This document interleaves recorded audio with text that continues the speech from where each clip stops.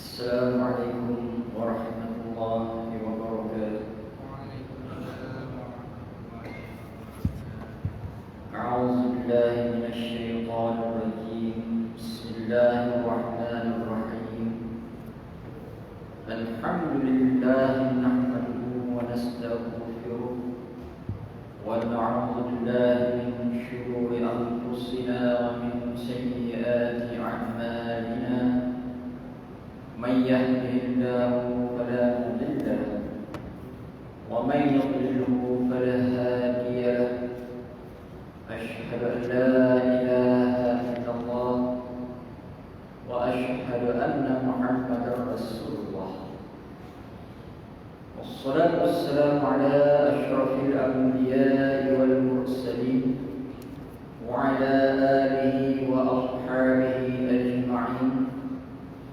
سبحانك لا علم لنا إلا ما علمتنا إنك أنت العليم الحكيم ولا حول ولا قوة إلا بالله العلي العظيم. رب اشرح لي صدري ويسر لي أمري واحلل عقدة من لساني يفقهوا قولي أما بعد. فيا عباد الله اتقوا الله أوصيكم وإياي بتقوى الله فقد فاز المتقون. وأما بعد. Alhamdulillah, kita rapatkan setinggi-tinggi pujian kehadirat Allah Subhanahu wa taala dan kita bersyukur kehadirat Allah Subhanahu wa taala kerana dengan limpah kurnia, taufik dan hidayah Allah Subhanahu wa taala dapat kita bersama-sama berkumpul di dalam majlis ilmu menggunakan kitab Qanun Jinayah Syar'iyyah dan sistem kehakiman dalam perundangan Islam berdasarkan Quran dan hadis yang disusun oleh Haji Sa'id Haji Ibrahim bekas Mufti Negeri Sabah. Kita masih di dalam perbincangan pada bab jinayah zina, yakni pada tajuk qala mu'allif rahimahullah wa nafa'na bi'ulumihi fid darin amin ya rabbal alamin, yakni pada tajuk pengakuan zina yang boleh diterima, yang mana zina adalah merupakan satu dosa besar dan zina disebut sebagai jinayah ataupun sesuatu yang diklasifikasikan satu jinayah yang kalau sabit dengan kesalahan jinayah itu kena dihukumkan masa di dunia dan akan dihukum diazab oleh Allah di hari akhirat nanti, melainkan seorang itu bertaubat dan taubatnya diterima oleh Allah Subhanahu wa taala. Yang mana kesalahan zina ataupun jinayah zina ini boleh disabitkan ianya sebagai satu kesalahan oleh mahkamah. Dia hendaklah melalui 3 cara ataupun 3 jalan. Yang pertama, kesalahan zina itu disaksikan oleh 4 saksi dengan syarat-syaratnya. Yang kedua, kesalahan zina, yakni penzina itu berikrar, membuat pengakuan yang mereka berzina. Yang ketiga, jinayah zina, penjenayah zina ataupun kesalahan zina itu boleh disabitkan dengan perbuatan jinayahnya apabila seorang perempuan itu dia hamil ataupun mengandung sedangkan dia tidak bersuami. Ini adalah merupakan keadaan boleh disabitkan seseorang itu dengan jinayah zina. Yang kita ulang, sama ada dengan ada 4 saksi dengan syarat-syaratnya. Yang keduanya dengan ikrar, yakni pengakuan penzina itu mereka tu berzina. Ataupun yang ketiga, perempuan yang berzina itu mengandung ataupun hamil sedangkan dia tidak pernah bersuami ataupun tidak pernah bernikah, maknanya tidak bersuami. Jadi perbahasan kita pengakuan zina yang boleh diterima. Ini adalah merupakan satu daripada cara bagaimana nak mensabitkan seorang itu berzina, iaitu cara yang kedua, pengakuan zina oleh penzina. Yang kita sebutkan tadi, yang pertamanya adalah dengan ada saksi, 4 orang saksi, dan seorang itu boleh sabitkan jenayah zina, perbuatan zina, yang dia mengaku dia berzina. Pengakuan zina yang boleh diterima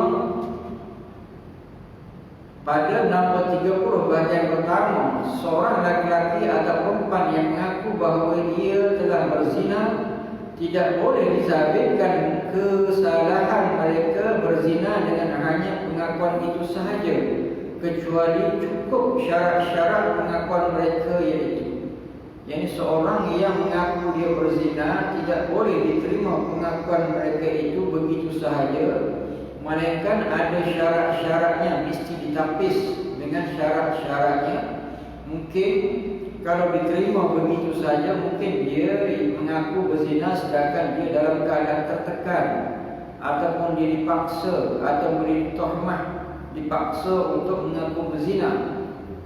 Ataupun di saat itu dia ada masalah yang banyak menyebabkan dia akal dia tidak berapa siuman, ataupun akal dia tidak boleh berfikir dengan betul, dia mengaku dia berzina. Yang mana syarat-syarat inilah perlu untuk menapis seseorang itu benar-benar dia berzina melalui pengakuannya. Yang pertama, pengakuan itu mestilah dibuat dan dikemukakan di mahkamah di hadapan hakim atau wakilnya. Yang pertama, pengakuan ataupun iqrar seseorang itu melakukan zina mesti dibuat di mahkamah, dan di mahkamah itu mesti ada hakim ataupun wakil kepada hakim. Bermaksud tidak boleh ataupun tidak diterima seseorang itu dia berikrar mengaku dia berzina di tempat yang lain selain pada mahkamah, dan tanpa ada hakim untuk jadi saksi masa dia mengaku melakukan perzinaan. Yang kedua, pengakuan itu mestilah datang dari orang yang mempunyai pikiran yang waras dan siuman.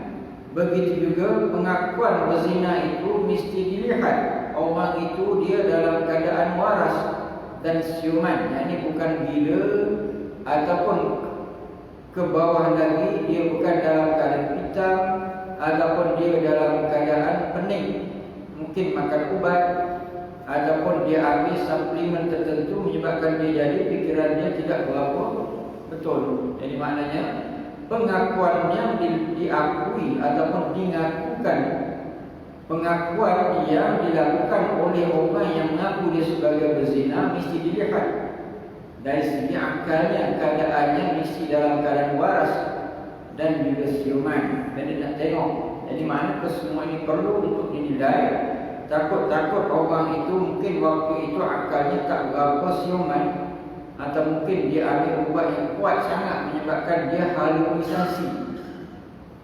Dalam keadaan halusinasi, dalam keadaan sesuatu yang antara realiti ataupun fantasi. Halusinasi, kan ada perkataan halusinasi. Orang sama ada dia makan ubat ataupun dia mengambil bahan-bahan terlarang, jadi dia dalam keadaan halusinasi. Dia bukan duduk dia realiti, tapi dia mungkin di antara realiti dan fantasi, ataupun memang fantasi betul. Dia panggil halusinasi. Dengan sebab apa? Sama ada ubat yang kuat ataupun dia sendiri mengambil perkara ataupun ubat-ubat yang terlarang. Jadi kesemuanya dilihat agar seorang itu tidak dijatuhkan hukuman dengan bukan dia buat. Yang ketiga, pengakuan itu mestilah dibuat oleh orang yang telah dewasa mengikut perhitungan syarak. Dan juga pengakuan orang yang mengaku berzina itu mesti dibuat oleh orang yang dewasa, bukan kanak-kanak. Dan bukan orang yang bawah daripada tahap balik, mesti orang yang dewasa. Yang keempat, pengakuan itu mestilah dibuat secara lisan, iaitu dengan mulut dan lafaz, kecuali orang yang bisu boleh diterima pengakuan pengakuannya dengan ditulis atau isyarat yang dapat difahami. Dan syarat yang keempat, seseorang yang nak mengaku dia berzina mesti dengan lafaz bertalafuz. Ini dengan lisannya, disebut dengan lisan, dan tidak diterima melalui tulisan, melainkan orang tu dia memang bisu, dia tak boleh bercakap. Jadi boleh diterima dengan tulisan ataupun dia buat isyarat yang dia ni berzina.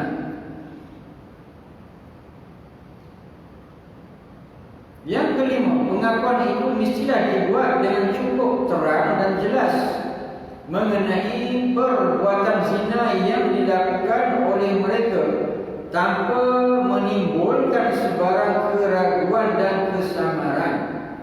Dan juga pengakuan orang yang mengaku berzina itu mesti dibuat dengan cukup terang dan jelas. Yang ini mengenai perbuatan zina yang dilakukan tanpa menimbulkan sebarang keraguan dan kesamaran. Yang orang yang mengaku berzina itu dia mesti sebut dengan jelas, bukan tergagap-gagap. Yang mungkin apabila satu orang itu tergagap sedangkan dia bukan ada penyakit gagap, di mana kemungkinan dia ini tidak berzina tetapi dipaksa zina. Jadi terang, jelas. Yang ini orang yang biasa memerhatikan orang bercakap ataupun dia ni sebagai penyiasat, investigator umpamanya, dia boleh kenal orang tu bercakap betul ataupun tidak. Percakapan yang tergagap-gagap, sedangkan orang itu dia bukan ada penyakit gagap, besar kemungkinan dia tu menipu ataupun mungkin dia dipaksa. Jadi kesemua tu mesti disebut dengan jelas dan terang. Ini adalah merupakan syarat-syarat yang besar, syarat-syarat yang utama perlu diteliti oleh hakim dan orang-orang yang bersama dengan hakim untuk menilai atau menerima penyaksian ataupun pengikrar.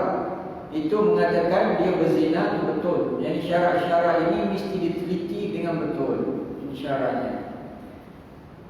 Yang kedua, pecahan yang kedua, seorang mengaku bahawa ia telah berzina adalah dibuat pengakuan itu di mahkamah di hadapan hakim. Dia ulang sekali lagi. Ini penting sangat. Pengakuan itu tidak boleh dibuat tempat yang lain. Tidak boleh dibuat di balai raya, di tempat perhimpunan ramai, di tempat perhentian bas, tak boleh. Tempat yang betul-betul khusus di mahkamah dan di hadapan hakim. Kadang tempat-tempat yang dinyatakan ini dia ada sesuatu aura. Kalau kita pergi ke supermarket ataupun mall ataupun shopping complex, dia ada aura begitu.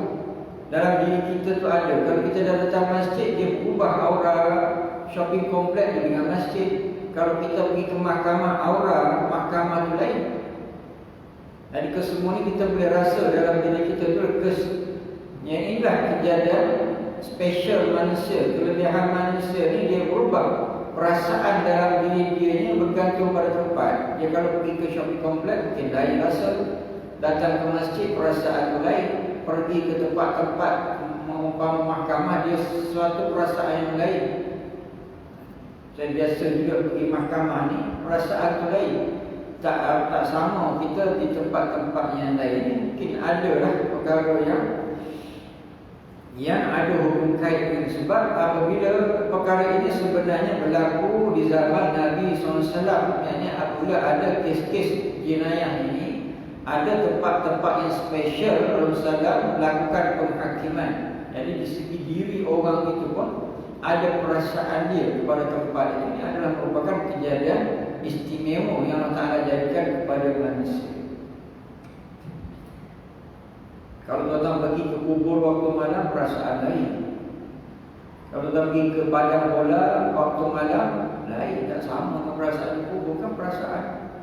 Padahal padang juga. Datang pergi ke kubur, pukul 3 pagi, seorang-seorang di kubur, perasaan lain. Padahal padang.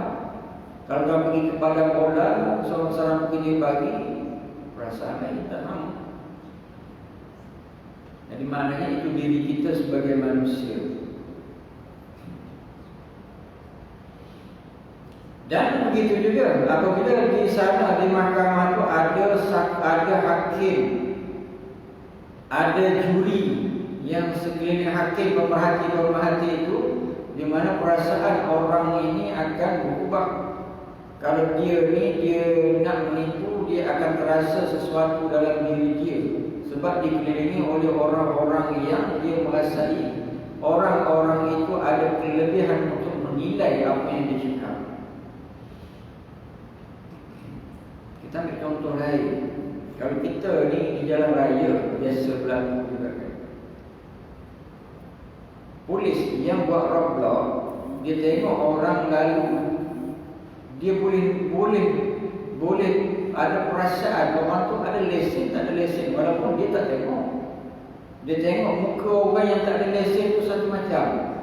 Orang yang ada lesen biasa je. Orang tak ada lesen dia rasa macam satu benda yang lain, biasa macam tu kan. Kadang-kadang kita naik motor, kita pun kadang-kadang naik motor juga. Nama sekarang senang naik motor, kerana ada roadblock di tempat laluan motor. Kita ada semua kita biasa je. Boleh tak tahan kita, tapi kadang orang belakang kita tu boleh tahan. Kenapa boleh tu macam tahu, sedangkan boleh tu tak tahu. Tapi muka kita, gelagak kita boleh dirasai, boleh diperhatikan oleh orang biasa merenung perbuatan orang lain. Ini kelebihan orang yang bertugas dalam bentuk-bentuk investigasi ataupun investigator. Inilah kelebihannya yang mungkin tidak ada pada kita lah. Dan inilah di antara perkara-perkara yang kadang-kadang perkara ini perlu dilakukan sumpah ataupun ikrar di mahkamah, dan ada orang tertentu seperti hakim ataupun juri. Tidak sah pengakuan itu dibuat di hadapan orang lain selain daripada hakim atau wakilnya dari segi syarak ataupun dari segi syariat. Hukum ni dia ada dua, satu hukum syarak, satu hukum badai. Hukum badai ini yakni sah dan batal itu termasuk dalam bab hukum badai. Inilah seseorang yang dia bersumpah ataupun dia berikrar bukan di hadapan hakim atau bukan di hadapan wakilnya, yang mana ikrar dia tidak sah, tidak diterima secara hukum wad'i. Syarat ini adalah merujuk kepada kes Ma'is bin Malik yang diriwayatkan daripada Abi Sa'id Al-Khudri radhiyallahu anhu bahawa Rasulullah sallallahu alaihi wasallam telah menyuruh sahabatnya Marja Ma'is yang telah mengaku di hadapan Rasulullah SAW bahawa dia telah berzina. Yang perkara ini ada dalil dan pernah berlaku di zaman Rasulullah SAW. Ada satu sahabat namanya Ma'is bin Malik, yang dia mengaku berzina di hadapan Rasulullah SAW, di mana hadis ini hadis sahih yang diriwayatkan oleh Sa'id Al-Khudri radhiyallahu anhu, di mana dengan sebab pengakuan Ma'is inilah dia telah dihukum rejam. Telah menyuruh sahabatnya merejam Ma'is yang telah mengaku di hadapan Rasulullah SAW bahawa dia telah berzina. Maknanya Ma'is ini adalah merupakan seorang yang pernah bernikah, seorang yang berkahwin bernikah. Mana bernikah dan merasai persetubuhan, apabila dia bernikah merasai persetubuhan secara halal, di mana seorang itu dia berzina, dia kena rejam sampai mati. Jadi kes ini jelas Ma'is ini orang yang pernah bernikah ataupun pernah berkahwin. Yang ketiga, bahagian yang ketiga, pengakuan yang dibuat oleh orang yang tidak siuman dan orang yang tidak waras pikirannya. Pengakuannya itu tidak boleh diterima untuk mensabitkan kesalahan berzina, dan tidak boleh dikenakan hukuman haud ke atas orang yang mengaku berzina itu.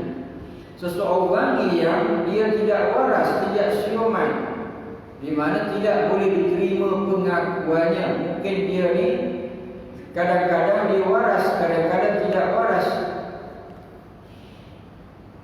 dan mungkin dia ni ada dia punya sejarah History dia ni orang yang berpenyakit akal dia. Mungkin dia ada buat rawatan di hospital dan sebagainya, ataupun dia ada kad orang yang tidak waras fikirannya. Waras ni bahasa Melayu. Mana bahasa buku lah. Tapi orang Jawa panggil waras juga kan, waras. Kabarnya waras. Maknanya waras tu bahasa buku. Bahasa buku. Waras tu sehatnya tu. Tak ada jauh sini. Waras. Sebab saya bukan jauh.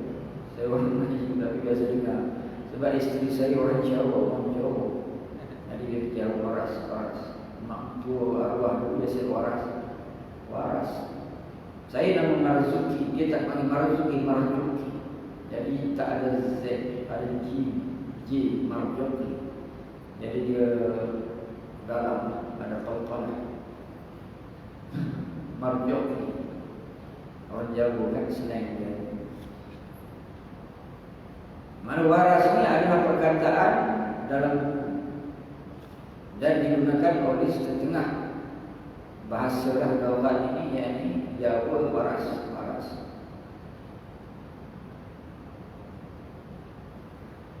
Jadi pengakuan yang dibuat oleh orang yang tidak siuman dan orang yang tidak waras pikirannya, pengakuannya itu tidak boleh diterima untuk mensabitkan kesalahan berzina dan tidak boleh dikenakan hukuman hudud ke atas orang yang mengaku berzina itu. Orang ini dilihat dia ni waras atau tidak waras, siuman ke tidak siuman. Mungkin dia ni ada sejarah isteri dia yang dia ni pernah tidak waras. Mungkin dia ada rekod di hospital, dia ni pernah melalui gangguan fikiran, ataupun mungkin dia ni ada kad penyakit akal, di mana perkara ini akan dipertimbangkan oleh hakim. Bukan senang nak jadi hakim, nak jatuhkan satu-satu hukuman. Semua faktor-faktor ini hendaklah dilihat, sebab di hari akhirat besok hakim akan disoal oleh Allah bagaimana tindakan dia menjatuhkan hukuman kepada orang tidak salah. Yang keempat, pada pecahan yang keempat, seorang yang kadang-kadang gila dan kadang-kadang siuman dan waras pikirannya, di mana dalam masa ia siuman dan waras pikirannya, ia mengaku bahawa ia berzina. Pengakuannya itu boleh diterima dan wajib dikenakan hukuman hudud ke atas orang itu. Ada bendanya. Yang hakim kena mainkan peranan sungguh-sungguh masa dia mengaku berzina tu, masa dalam keadaan yang macam mana. Dia betul-betul siuman, dalam keadaan akal siuman, dalam keadaan bukan tertekan. Jadi apabila orang tu mengaku berzina sedangkan dia dalam keadaan yang betul-betul waras siuman, pengakuan dia itu diterima. Begitu juga kalau kita sampai kepada bab berkenaan hakim. Hakim ni dia nak masuk di dalam dewan mahkamah itu mengikut syarat-syaratnya juga, dalam keadaan dia akal dia ni sihat, dia tidak dalam keadaan sakit, dia tidak terlalu kenyang, dia tidak terlalu lapar. Semua tu nak dikira. Sebab kalau terlalu lapar pun penghakiman tu nanti tidak ada adil, ataupun terlalu kenyang pun mengantuk, tak berapa dengar orang cakap. Kesemua-semua tu memang ada dijelaskan di dalam kitab-kitab fiqh, agar setiap apa yang dijatuhkan ataupun setiap hukuman yang dijatuhkan itu dilakukan dengan seadil adil sebagai manusia. Adil di sini adil syarat sebagai manusia. Yang adil itu adalah Allah. Manusia ini melakukan apa yang mampu untuk mengadili seseorang. La yukallifullahu nafsan illa wus'aha.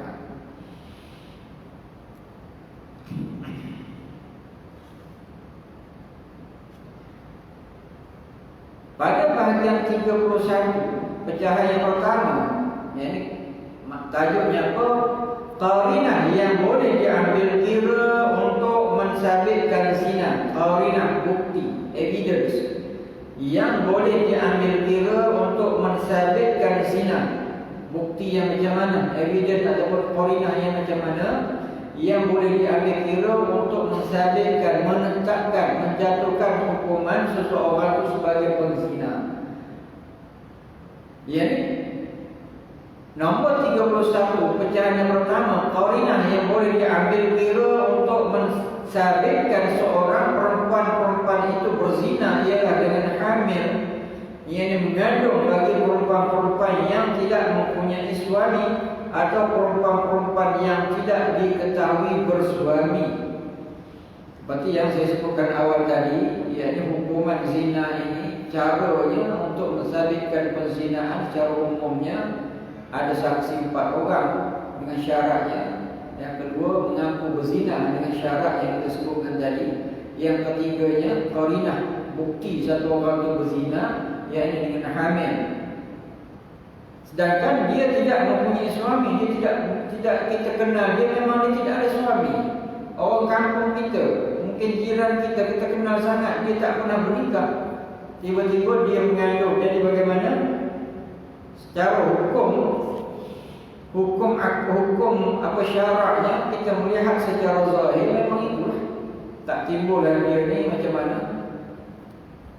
Tak bolehlah pula dia mendakwa diri macam Maryam. Maryam tu tidak ada suami, dia mengandung juga. Allah Subhanahu Wa Taala menjadikan Maryam tu mengandung tanpa ada suami. Itu bukan alasan untuk dia ni menggunakan alasan yang sama.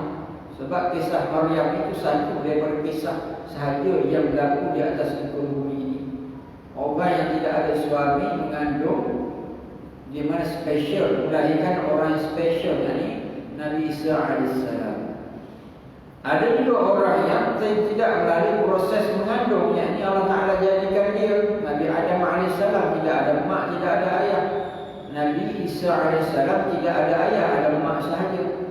Yang paling hebat, Allah Subhanahu Wa Taala jadikan Nabi Adam AS tidak ada mak, tidak ayah, tidak ada mak. Yang kedua spesialnya Nabi Isa AS. Jadi tidak ada orang lain yang boleh mendakwa dia ni seperti Maryam.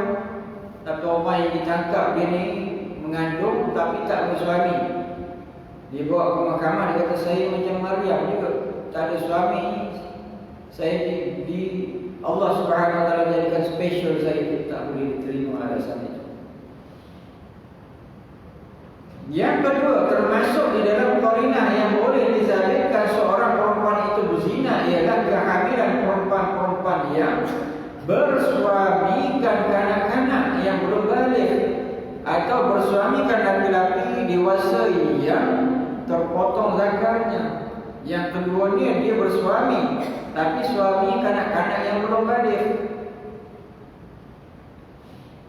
Jadi anak suaminya kecil lagi, suaminya 6 tahun, 7 tahun. Jadi suaminya, jadi 6 tahun, 7 tahun tu memang tak ada perasaan begitu kepada perempuan, tapi dia jadi suami. Sah tak pernikahan? Sah. Dan juga seorang yang dia berkahwin tapi suaminya terpotong zakarnya, hilang zakarnya dengan sebab kemalangan ataupun dengan sebab-sebab yang tertentu lah. Jadi dia tidak boleh mensetubuhi isterinya. Tiba-tiba isterinya mengandung. Jadi dalam kes ini maknanya dia mengandung itu anak orang lain, bukan anak suaminya. Dan pada tajuk yang seterusnya, pelaksanaan hukuman hudud. Dan apabila sudah ada satu daripada 3 tadi beserta dengan syaratnya. Apa satu daripada 3-nya? Yakni sama ada seorang itu dituduh dia berzina sebab ada saksi dan syaratnya satu.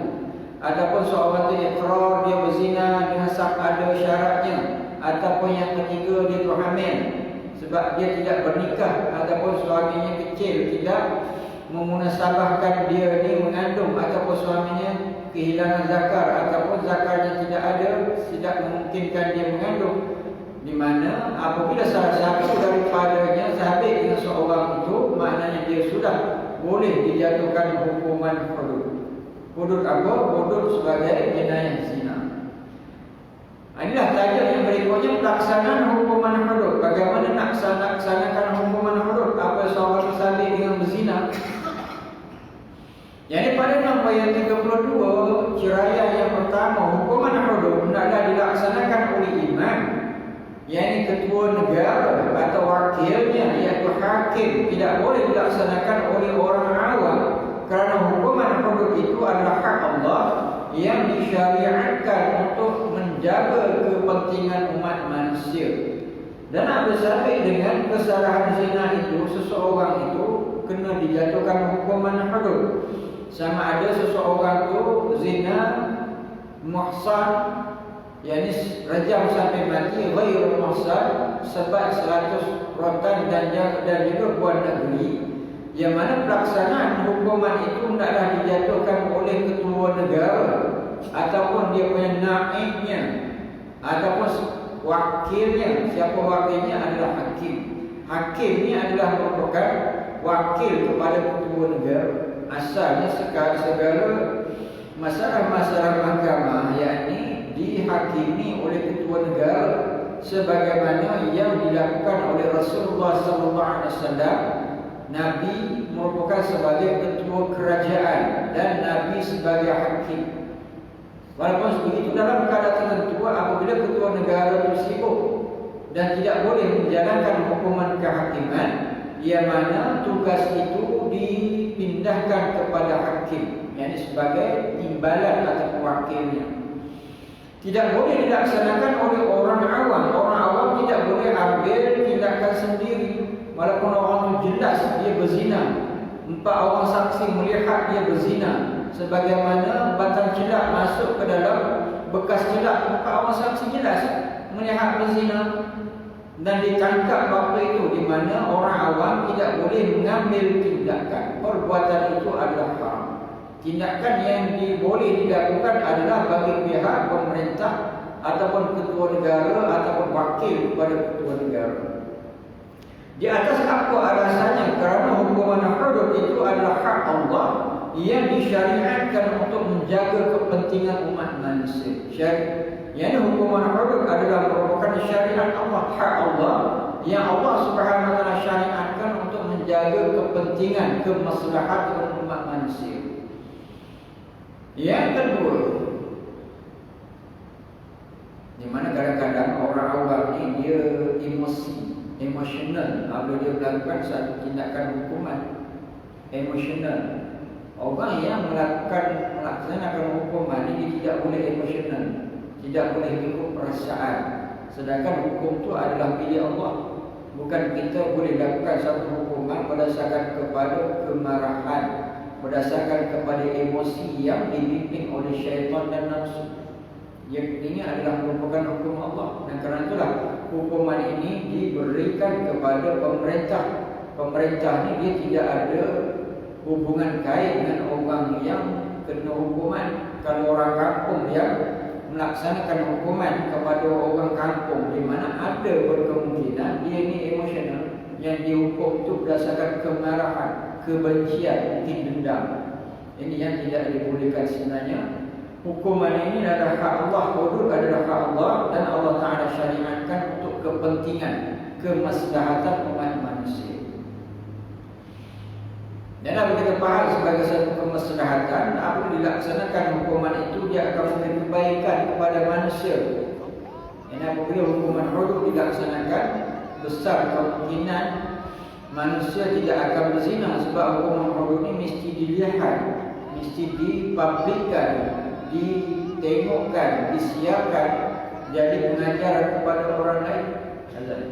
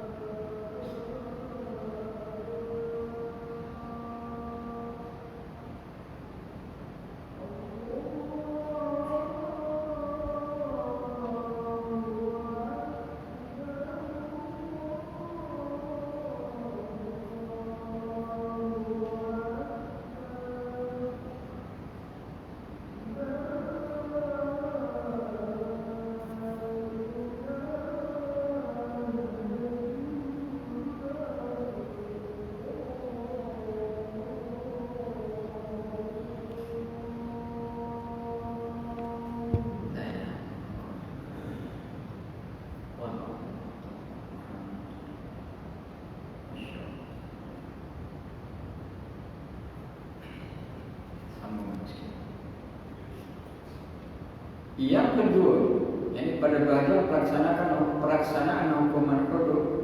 Yang kedua, hukuman hudud adalah dilaksanakan di khalayak ramai secara terang-terangan, tidak boleh dilaksanakan dengan bersembunyi, yaitu dengan disaksikan oleh sekumpulan orang-orang yang beriman. Firman Allah Subhanahu wa taala, "Wal yashhad 'adzabahuma qa'ibatun minal mu'minin." Surah An-Nur ayat 2. Yang bermaksud dan adalah disaksikan hukuman seksa yang dikenakan kepada mereka itu oleh sekumpulan orang-orang yang beriman. Hukuman jenayah bukan hudud zina saja, apa sahaja hukuman yang menyebabkan hukuman hudud, sama ada mencuri, merobak, membunuh dan sebagainya, mesti dipublishkan, mesti ditunjukkan kepada orang beriman. Orang boleh tengok.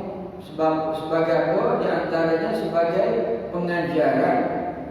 Di mana jelas disebut oleh Allah Subhanahu wa taala dalam surah An-Nur ayat 2 yang kita bacakan tadi.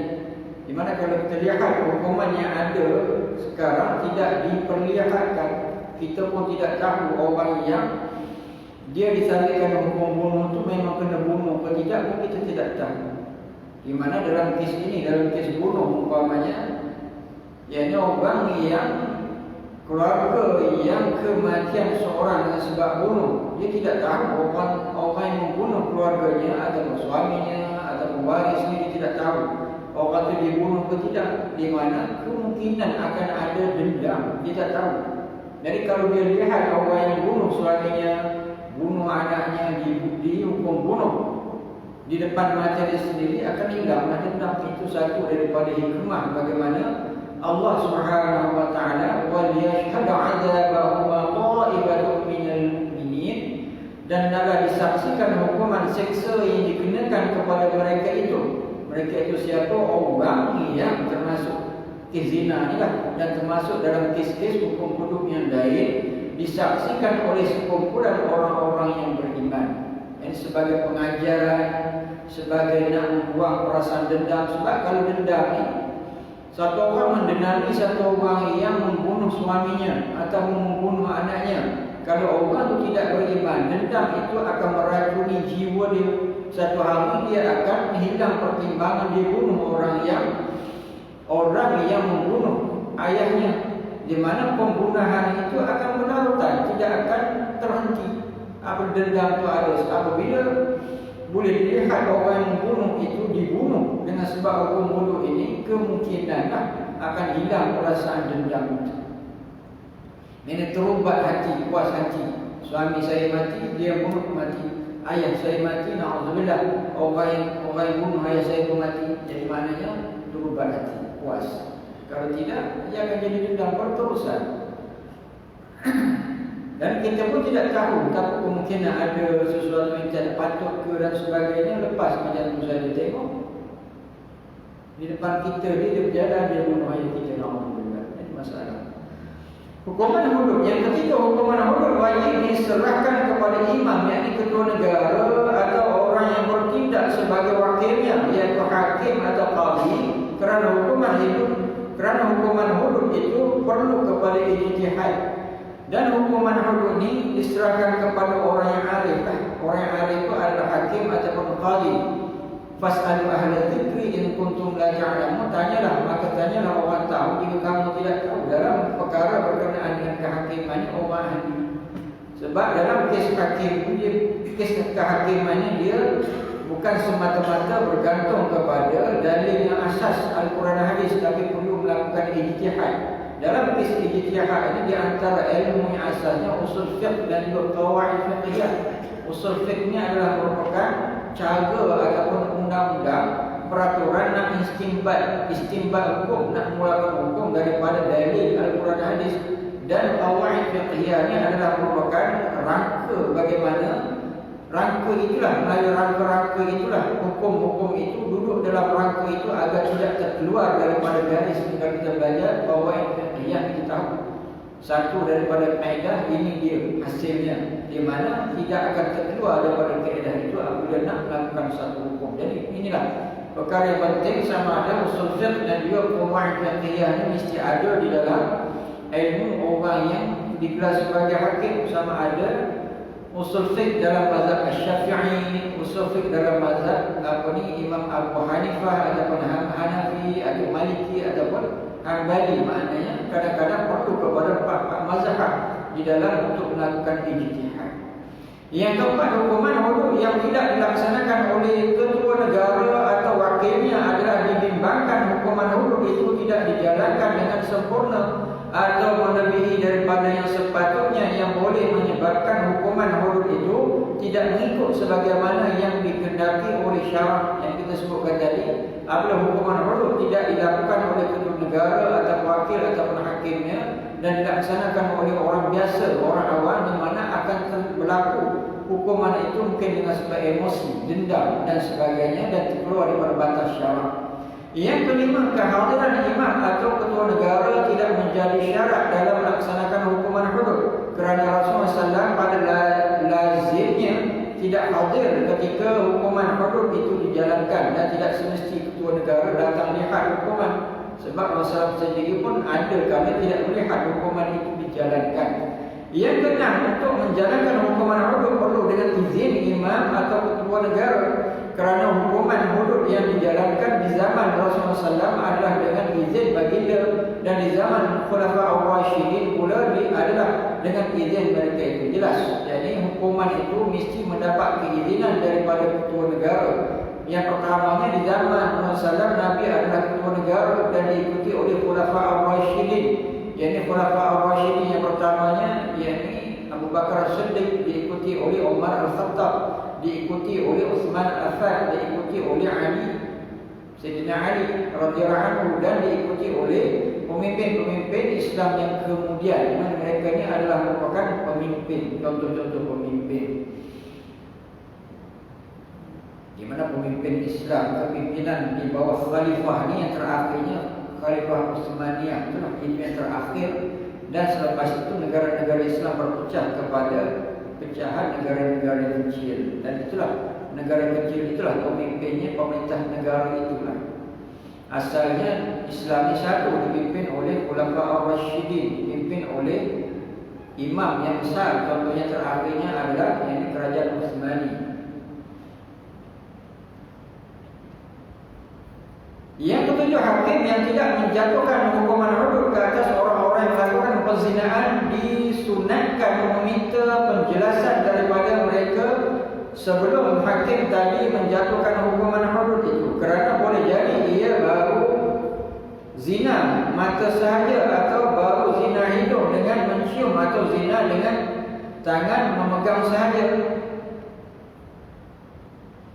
Ini orang ni yang sebelum nak jatuhkan hukuman, hari nak jatuhkan hukuman tu, di padang tu ditanya lagi, hakim tanya lagi sekali, dah nak dijatuhkan hukuman ni, di tempat hukuman hakim tu datang tanya sekali, betul ke hari tu kamu berzina? Kalau orang mengaku dia berzina, dah nak jatuh hukuman tu, dah direjam sampai mati ataupun ada sebab 100 rotan, hakim tu turun, betul tak kamu ni berzina masa kamu mengaku berzina, ataupun kamu cium aja, ataupun kamu gesel-gesel saja, kita masuk boleh. Tidak melakukan berzina sampai tahap macam tu, hakim kena tanya semula. Takut orang tu kata saya memang tak berzina, saya ni cium-cium aja. Apabila dia menafikan perbuatan itu, di mana hukuman itu kena cancel. Ini macam mana adilnya? Sebenarnya Islam tidak nak menjatuhkan hukuman, tapi kalau sesuatu jelas memang berlaku, kenalah hukum sebab hukum Allah. Apabila satu orang tu dia menafikan semula dia punya ikrar dia lepas.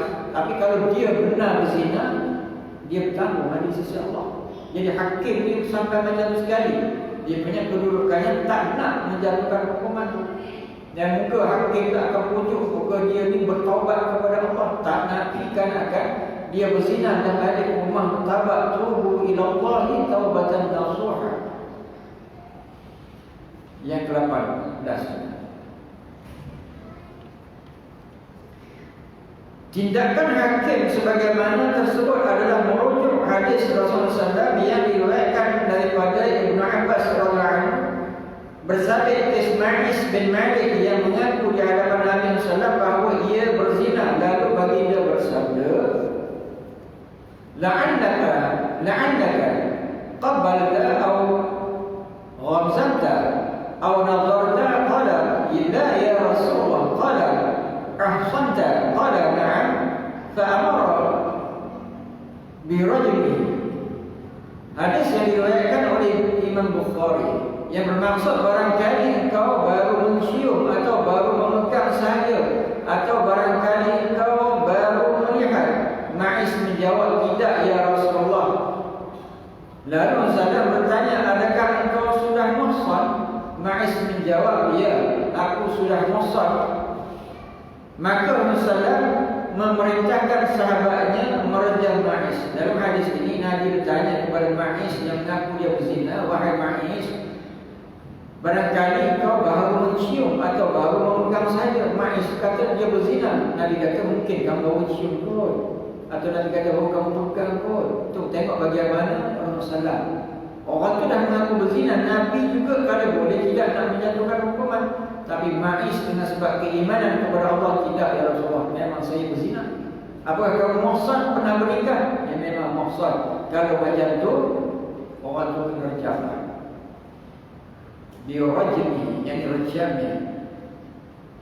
Yang kes zina, ada orang yang didakwa berzina itu menarik balik pengakuan sebelum hukuman hudud itu dijatuhkan ke atasnya disebabkan tidak ada bukti-bukti yang hukum untuk mensalibkan kesalahan zina ke atas orang yang didakwa berzina tadi, maka hukuman hudud itu tidak boleh dikenakan ke atasnya dan gugurlah hukuman hudud apabila kes itu ada kesamaran. Kadang-kadang dah nak menjatuhkan hukuman tapi ada kesamaran, ada dia punya sesuatu yang tanda tanya dalam kes itu, di mana hukuman itu mesti digugurkan. Dan nak jatuh hukuman tapi ada dia punya tanda-tanda yang kesamaran. Mungkin ada benda-benda yang khilaf dalam penghakiman, benda itu kena bunuh. Yang ke-10 terakhir, mereka yang telah mengakukan berzina yang mungkin pengakuan itu dalam keadaan fikiran yang tidak sihat atau kerana terlupa menarik balik pengakuannya tadi, disunatkan bagi hakim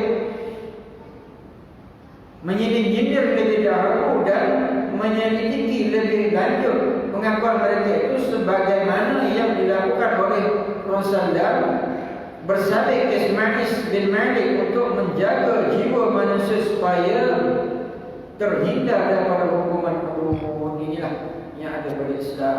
Hakim tu kalau dah nak jatuh hukuman, sindir-sindir dulu betul ke, atau kamu cium aja kot, atau kamu ini macam-macam bunuh berzina lagi kot, sebagaimana yang dilakukan oleh Rasulullah SAW.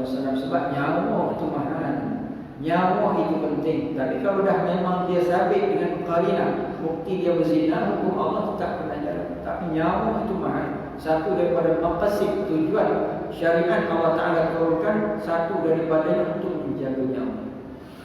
A'udzubillahi minasyaitonir rajim. Bismillahirrahmanirrahim. Alhamdulillahirabbil alamin. Allahumma arinal haqqa haqqan warzuqna ittiba'ah wa arinal batila batilan warzuqna ijtinabah. Wanfa'na bima 'allamtana waj'alna min 'ibadikas shalihin. Wa sallallahu ala sayyidina Muhammad wa ala alihi wa sahbihi wa sallam. Alhamdulillahirabbil alamin. Aqulu qawli hadza wa astaghfirullahal 'azim li wa lakum wa lisa'iril muslimin wal muslimat fastaghfiruhu innahu huwal ghafurur rahim. Assalamualaikum warahmatullahi wabarakatuh.